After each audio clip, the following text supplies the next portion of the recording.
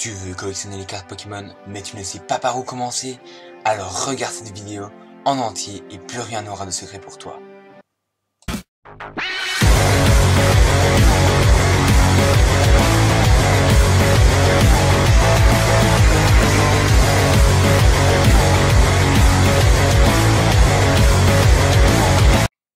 Hey, salut à tous les amis, c'est Rayquaza705.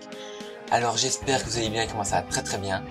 Et donc aujourd'hui on se retrouve pour une nouvelle vidéo. Une vidéo qui sort de l'ordinaire car c'est mon premier tutoriel. Je vais vous donner mes trucs, mes techniques, des astuces et les bases pour collectionner les cartes Pokémon.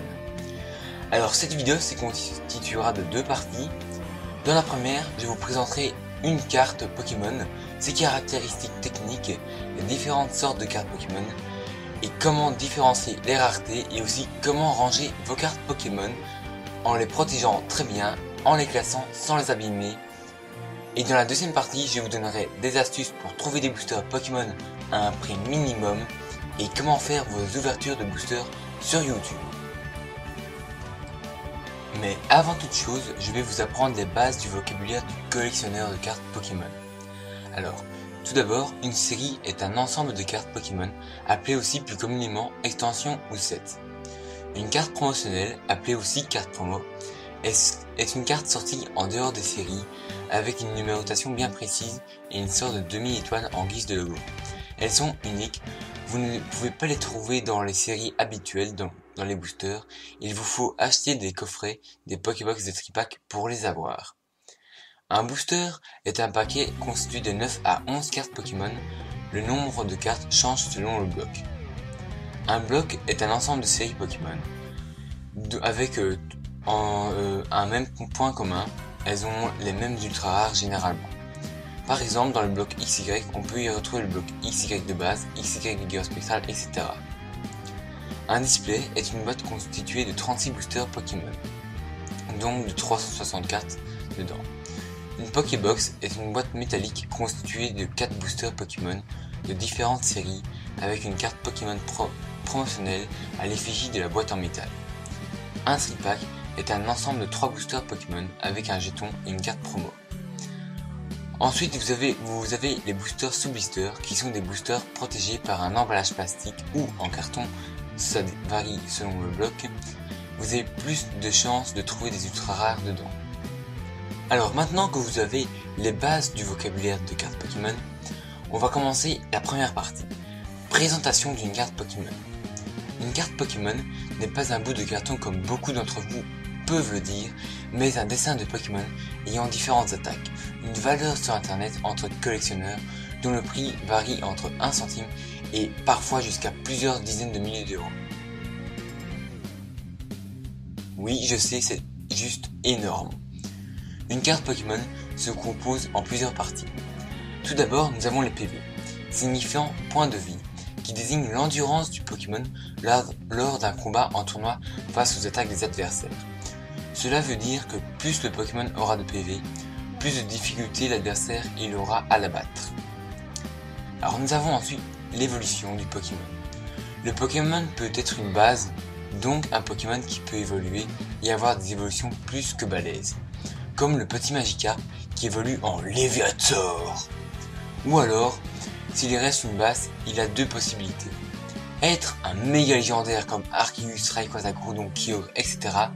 Ou alors, il doit rester une daube jusqu'à la fin de sa vie, tel est le cas d'un seul Ourdo.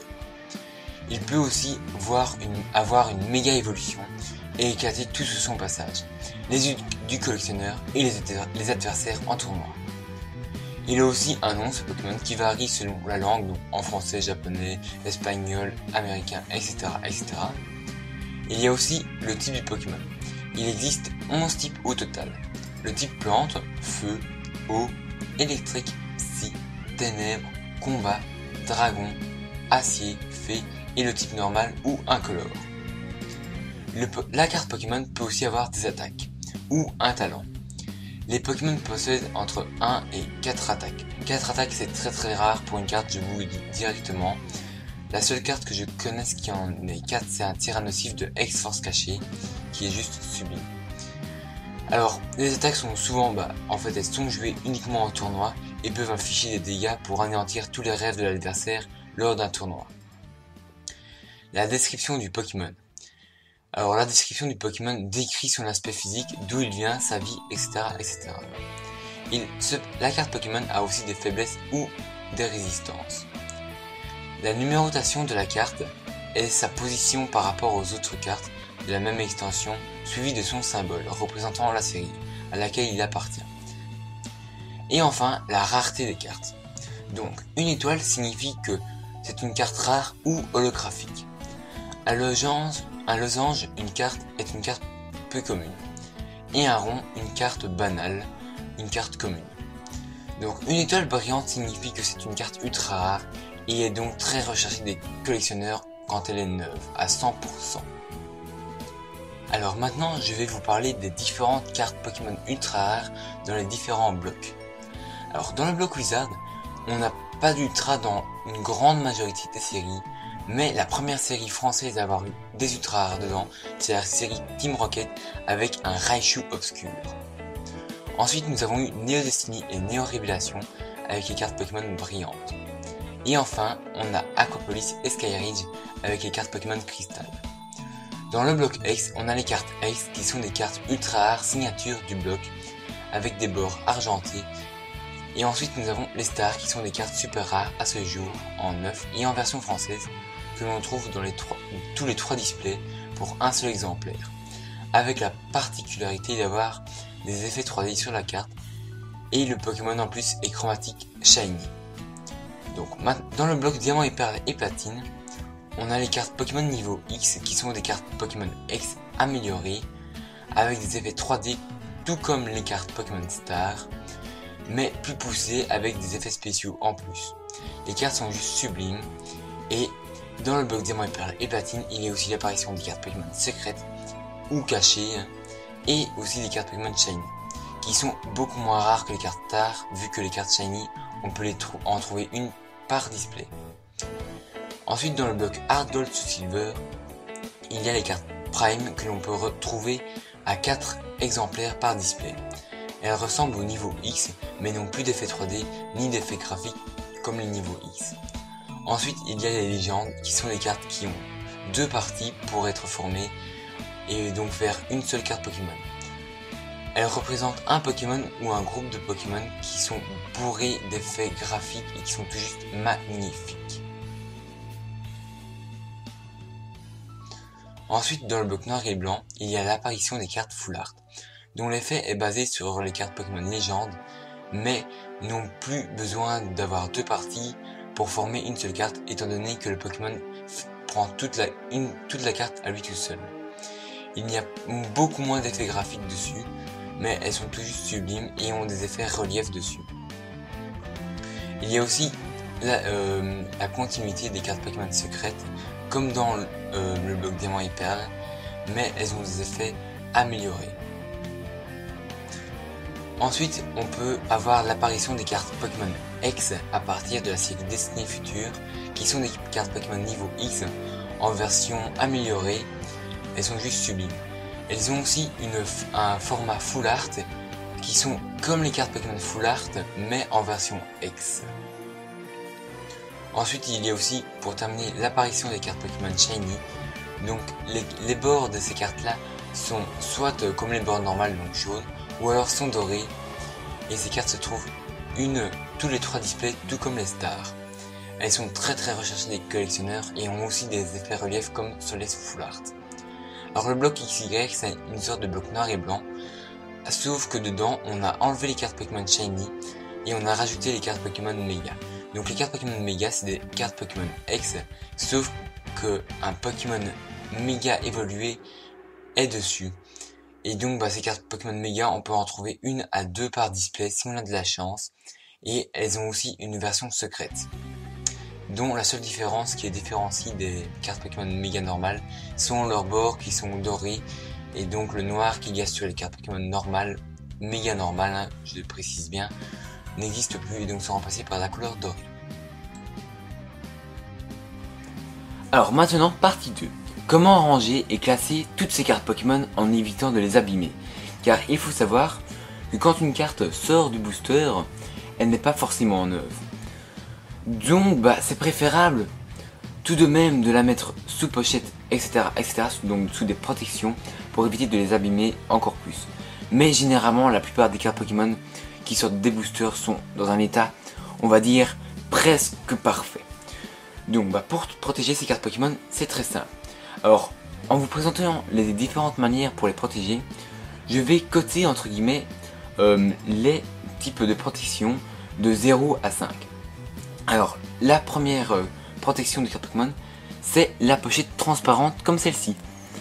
Alors voilà, donc une pochette transparente qui est vendue par une des plus grandes entreprises fabriquant des protections pour les cartes à jouer et à collectionner, c'est Ultra Pro. Donc Ultra Pro fait des pochettes comme ça, hein, très souples, hein, mais qui peuvent très bien protéger vos cartes communes et peu communes. Hein. Franchement, elles ne coûtent pas très cher, elles coûtent seulement 2 € le paquet de 100, hein, sur internet, vous pouvez le trouver très facilement, ou même dans les boutiques spécialisées. Donc franchement, moi, dedans, personnellement, je classe toutes mes cartes communes, peu communes et rares. Car franchement, il faut les protéger toutes, hein, pour éviter les dégâts. Et elles sont parfaites pour des cartes comme ça. C'est pas comme si c'était des magnifiques ultra rares, où il faut mettre énormément de protection pour éviter de les abîmer. Ensuite, maintenant, on s'attaque aux autres pochettes Ultra Pro, qui sont de meilleure qualité. Vous pouvez voir qu'elles sont beaucoup moins souples, hein. Elles sont beaucoup plus rigides, hein. Et elles sont homologuées Ultra Pro. Ça veut dire qu'il y a un petit cachet Ultra Pro ici. Donc je sais pas si vous allez le voir les macros, fais-toi. Donc voilà, où il est écrit Ultra Pro, hein. Et donc voilà, ça c'est le top du top pour les pochettes. Donc dedans je range mes cartes holographiques et reverse. Donc ça évite franchement les dégâts. Elles sont vraiment, je dirais, presque parfaites. Donc voilà, le seul problème avec les pochettes, c'est qu'elles laissent rentrer la poussière par le haut et ça peut faire des petits dégâts sur la carte. Donc ça pour moi c'est des protections de classe 1. Alors donc ces protections là, vous pouvez les trouver sur eBay, Le Bon Coin, Amazon, etc. pour un prix d'environ 3 à 4,50 € le paquet de 100. Enfin moi personnellement c'est à ce prix là que je les achète, hein, avec les frais de port et tout. Donc voilà. Ensuite maintenant, une très bonne protection, c'est les top loaders. Donc les top loaders, qu'est-ce que c'est? C'est une autre pochette Pokémon, enfin une pochette tout court, hein, pour mettre vos cartes Pokémon dedans. Donc vous voyez, c'est très rigide, donc pour le plier, il faut vraiment forcer, il faut vraiment le vouloir pour la plier. Et donc dedans, vous rangez vos cartes Pokémon. Je range personnellement mes cartes Pokémon ultra rares dedans, sous d'autres pochettes ultra pro, comme par exemple celle-ci, hein. Et je les mets dedans pour faire une double protection. Et franchement, c'est très bien. Alors ça pour moi, c'est une protection de classe 3. C'est les meilleures protections pour l'instant, enfin pas les meilleures du marché, hein, mais c'est vraiment les meilleures protections pour les cartes Pokémon ultra rares des séries assez récentes. Ensuite je vous montrerai une petite photo là. Donc c'est les skin down. Donc les skin down c'est comme des top loaders, hein, sauf qu'il y en a deux, entre guillemets, hein, sauf que c'est en plastique très rigide, c'est impossible à plier, et ça se ferme comme ça, donc j'en ai pas. Donc vous mettez la carte, comme ça, sans pochette, vous refermez, et il y a une petite vis au-dessus pour bien fixer la carte, et franchement c'est les meilleures protections pour par exemple les cartes très rares, comme les cartes du bloc Wizard et X, les cartes Star par exemple, qui sont vraiment des cartes très cotées, et donc très recherchées en neuve, et donc les skin down c'est vraiment parfait. Donc pour moi ça c'est la crème de la crème des protections, c'est les protections de classe 4. Donc ensuite maintenant, je vais vous montrer l'ultime protection. Donc c'est un combo de plusieurs protections. Donc avant de vous montrer les cartes, les protections ultimes, il faut savoir que par exemple moi je mets que mes ultra rares dedans. Donc à savoir une pochette, donc la carte Pokémon sous pochette dans un top loader, que je mets ensuite sous une petite pochette plastique comme celle-ci, hein, que je range ensuite dans un coffret comme celui-là. Donc voilà, c'est une boîte, hein, et franchement c'est une boîte en bois, et dedans vous pouvez, j'ai environ beaucoup de cartes Pokémon dedans, hein. Donc là elles sont pas complètes car j'ai dû retirer des cartes pour les montrer, hein. Et donc dedans je sépare les différents types de cartes par X, Full Art, Méga, Secrète, shiny, etc., etc. Donc malheureusement ma boîte est complète, hein. J'ai encore une autre boîte en acier, mais on va pas vous montrer. Donc franchement ça c'est le top des protections. Vous mettez votre uploader là-dedans. Cette protection vous les protégera de l'humidité, de la lumière, car la lumière peut détériorer la couleur des cartes Pokémon, et de la poussière. C'est le top du top pour moi. Quand vous rangez vos cartes Pokémon dedans, c'est la classe 5, c'est la classe suprême, le top du top. Donc voilà, c'est le summum de la protection. Franchement, si vous avez des cartes, je vous conseille franchement de vous acheter une boîte comme ça en bois. Vous pouvez en trouver facilement sur internet pour un prix très minime. Et donc franchement, c'est super comme protection. Donc franchement, n'hésitez pas, c'est la meilleure protection qu'il soit pour l'instant. Car les Pokébox c'est joli, mais on sait pas mettre beaucoup de cartes dedans, hein. Et donc c'est assez chiant. Donc maintenant, je vais faire une petite coupure et vous montrer où ranger vos séries Pokémon. Alors maintenant, pour ranger vos cartes Pokémon, donc les séries, c'est très simple. Personnellement, moi je vous conseille d'acheter un album comme ça, Ultra Pro. Donc ce serait vraiment les classeurs les plus rentables, hein. Donc vous les trouvez sur eBay, etc. pour un prix d'environ entre 5 et 10 euros. Personnellement, je les achète 7 euros dans un magasin tout près de chez moi. Mais je sais très bien que vous pouvez les trouver sur internet à un prix très abordable. Donc ça c'est le meilleur. Les meilleurs classeurs pour ranger vos cartes dedans, hein. Franchement, je vous conseille d'en acheter un.